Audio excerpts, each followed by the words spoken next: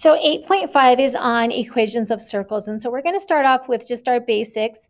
There'll be 3 videos that go with 8.5. So if you need to go to a different video, if you need to go to the harder sections, then you can just skip the first one. So as we look at the equation of a circle, if it's centered at the origin, we've got a really nice equation that's going to be simple. X squared plus y squared is equal to r squared. And our r is our radius. So that will be a number. If it's not centered at the origin, then we have x minus h squared plus y minus k squared is equal to r squared. And hk is the center of the circle. And r is our radius, just like before. So the nice thing with this is if you have your center at 0, 0, that's why it's x squared. Because if I put 0 in for the h, then I just have x squared. If I put 0 in for the k, then I just have y squared. And so what we're going to do with that is if we're given an equation, we should be able to state what the center and the radius is. So if I look at example 1, because it's in the form x squared plus y squared, that tells me that the origin is at 0, 0. So, or my center is at 0, 0. So center is at 0, 0.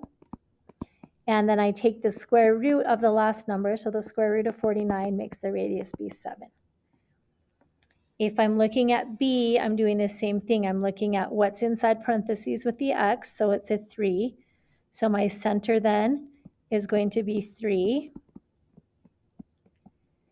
And there's nothing in with the y, so that means it's going to be a 0. And then I take the square root of 64, which is 8. And so that's my radius. If I look at C, same idea. We're looking at the center. Notice that my general form is a minus. So it's kind of like the opposite when we get here. So the center, if it's plus 2, then it's negative 2. And because it's minus 1, then we just have 1.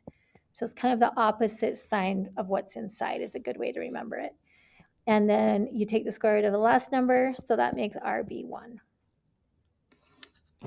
If I look at D, the same thing. If I'm looking at the center, because there's nothing in parentheses with the x, that means it's a 0. And if I look at plus 5, the opposite of plus 5 is negative 5.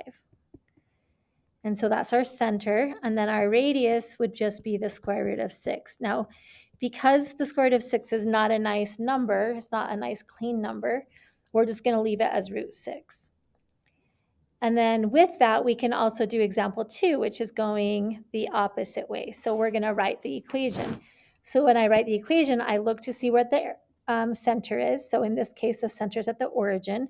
So we're going to use the x squared plus y squared equals r squared.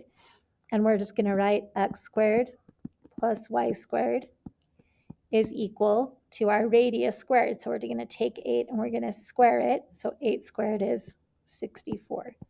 And that would be my equation.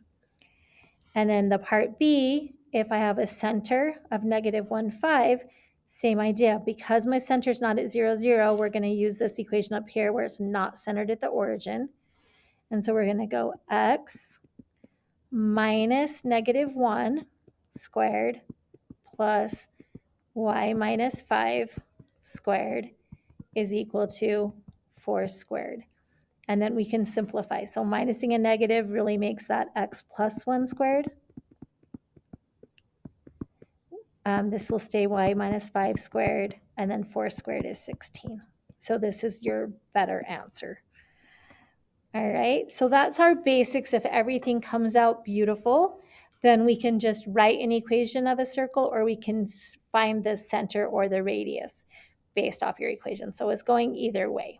I'm just going to end this one. This is just our basics, and then the next little bit we'll talk about when we have to use distance formula and midpoint or Pythagorean theorem to help us find our center and the radius length.